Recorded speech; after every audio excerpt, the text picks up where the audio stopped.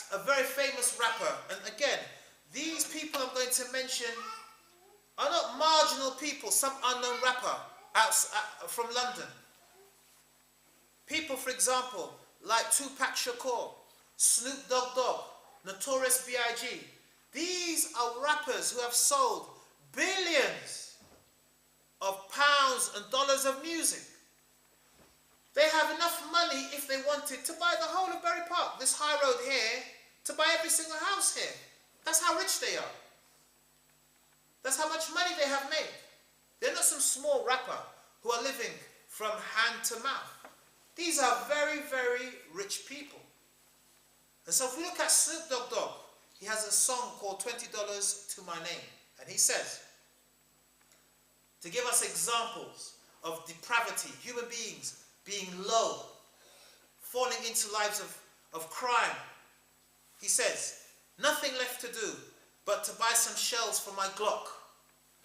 So shells are bullets, and Glock is a famous German gun. Why? So I can rob every known dope spot. I've got $19.50 up in my pocket with what? With this automatic rocket. So here he is, he's got nothing. Only thing he has is some bullets and a gun. So what's he going to do with his bullets and a gun? He says, got to have it to pop it and lock it and take up a hostage. So here this young man is advocating getting a gun and taking hostages and shooting people if it needs be. Another example of this depravity can be found in a rapper who is dead now by the name of Big Pun. Big Pun, he says in his song Brave in the Heart, I'm from where the guns love to introduce thyself. Reduce your health, little bulletproofs get felt. Make way for krill, I don't play, I spray for real. Blow your top with the Glock, that's my favorite kill. Blaze your crib with like 30 shots. I'm already hot, but my last one is with some dirty cops. Blow a hole through your ribs just for running your lips. The street's a trip, either you're deep or you're sleeping with the fish.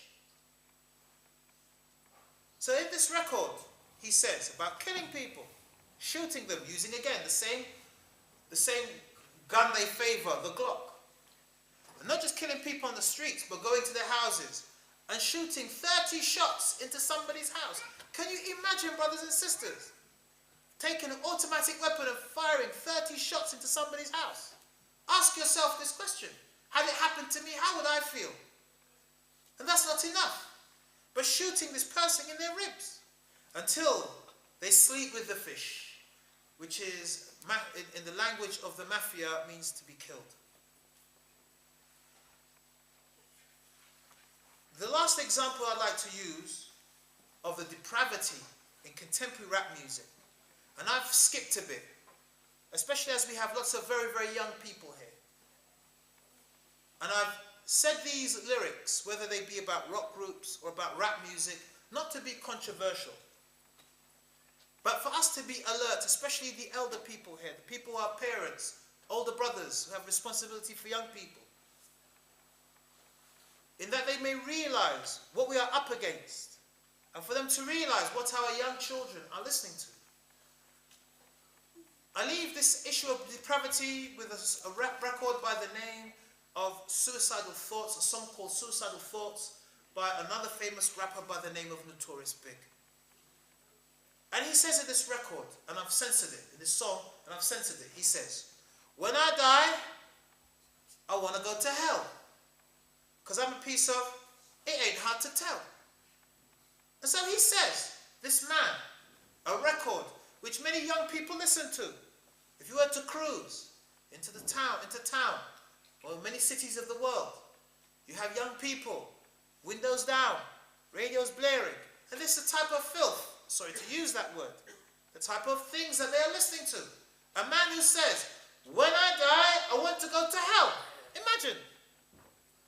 Nobody, whether they are Muslim, Jew, or Christian, ever says, when I die, the place I want to go to is the place of eternal fire and damnation called hell. But here he is, this man, Singing, when I die, I want to go to hell. Why? Because I'm a piece of, it ain't hard to tell. And he reasons. Why does he want to go to hell? He says, it don't make sense going to heaven with the goodies. Dressed in white, I like black Tims and black hoodies. Yes?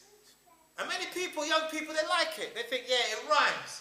But imagine, he said, he doesn't want to go to heaven with the goodies, good people. Why? Because he likes black Timberlands. Timberlands are a boot. And black hoodies. I think all of us know what black hoodies are. He likes dressing like a gangster. And so he says, and I will censor this even more, God will probably have me on some real strict, no sleeping all day, no getting, hanging with the goodies lounging in paradise. He swears that I want to tote guns and shoot dice.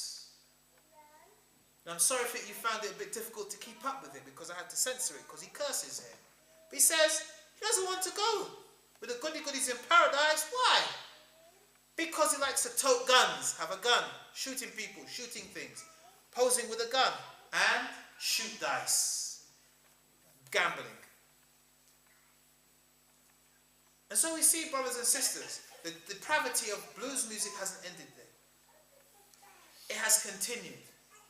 And unfortunately, many young people today are influenced by the depravity in this type of music.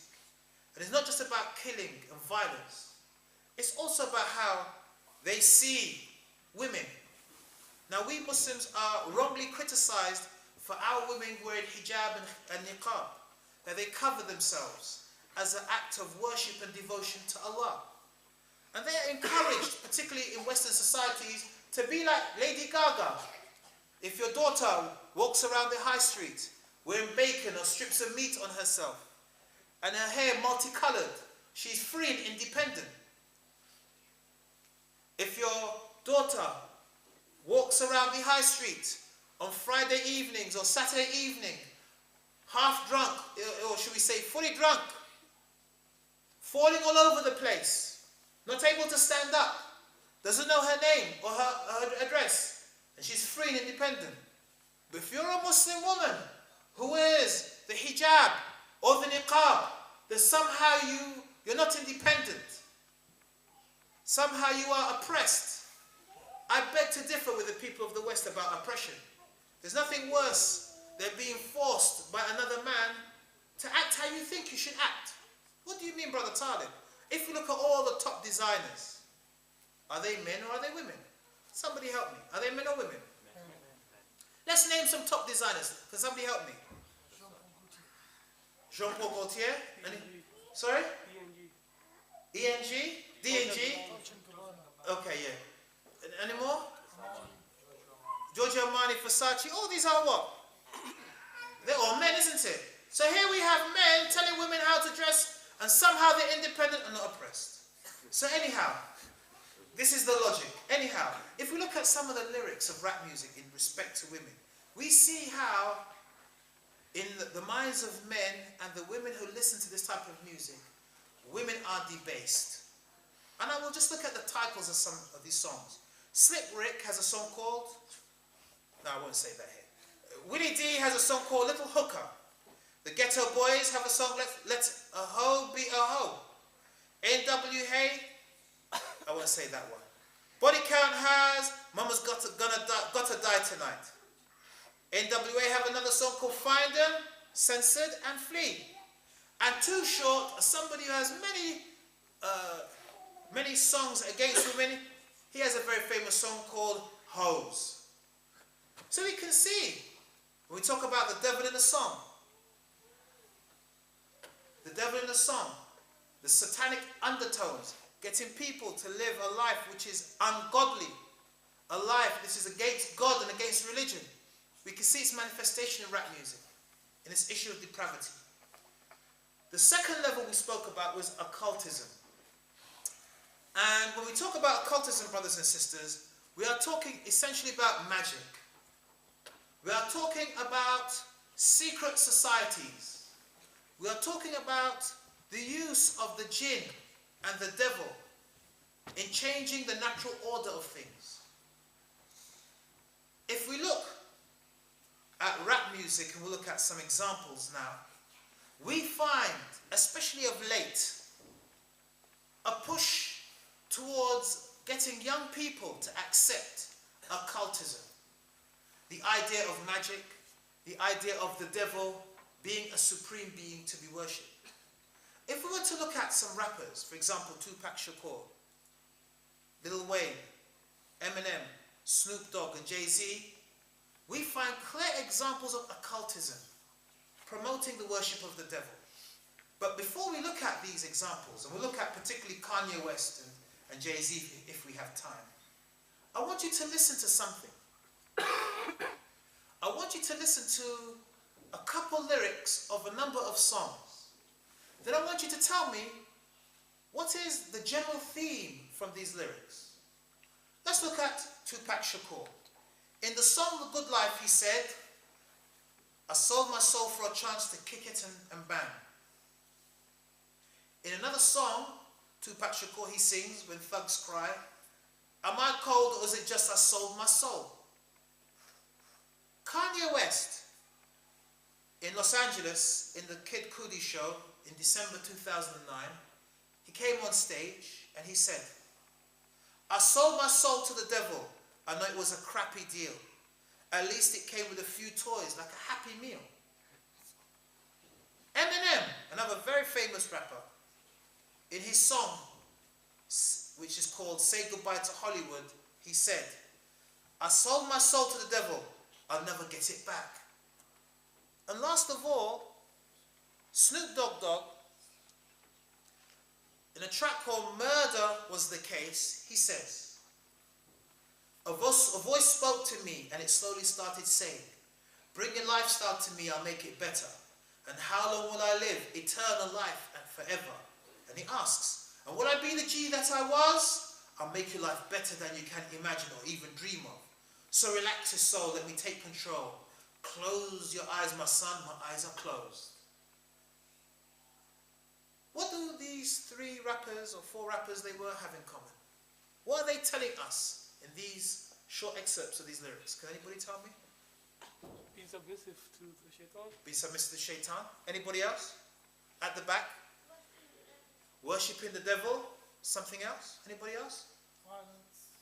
Okay, violence. But here, these lyrics that we have spoken about, remember, these lyrics we've just said, what have they told us? Where Kanye West said, I sold my soul to the devil. He said, I sold my soul to the devil. I knew it was a crappy deal, but at least it came with some toys like a happy meal. Tupac Shakur said, I sold my soul for a chance to kick it and bang. Eminem said, I sold my soul to the devil and I'll never get it back. What are these people telling us, brothers and sisters? What are they saying to you if you listen to this music? We're successful because we sold ourselves to the devil. Okay, excellent. We are successful because we sold ourselves to the devil. To sell yourself to the devil? And sometimes they regret selling their soul to the devil. Remember something, brothers and sisters, in this type of music, things like selling your soul to the devil, where you can say other things are creative. For example, killing people, shooting people, about women may be creative. But things like this, there's not much creative license. They don't just say it to shock people. And so these rappers are telling us something. They are saying something to us. As our brother quite rightly said, that to become successful for them, they had to sell their souls to the devil. And not only did they sell their souls to the devil, but they regretted selling their souls to the devil. Now, how and why they sold their souls to the devil is beyond today's lecture. And I hope and I ask Allah subhanahu wa ta'ala that we are able to come back and to talk about something which is important and linked to this topic, the rise of occultism in contemporary culture. Why did Tupac and how did Tupac Shakur sell his soul to the devil? How did Eminem sell his soul to the devil? What was the process? All this is about the occult. But here these rappers are telling us something. They are openly saying to us about selling their souls to the devil. And this is not the only way. It is through symbolism. For example, let's look at this masjid today. If we look here, we can see a number of people are wearing long shirts, thobes.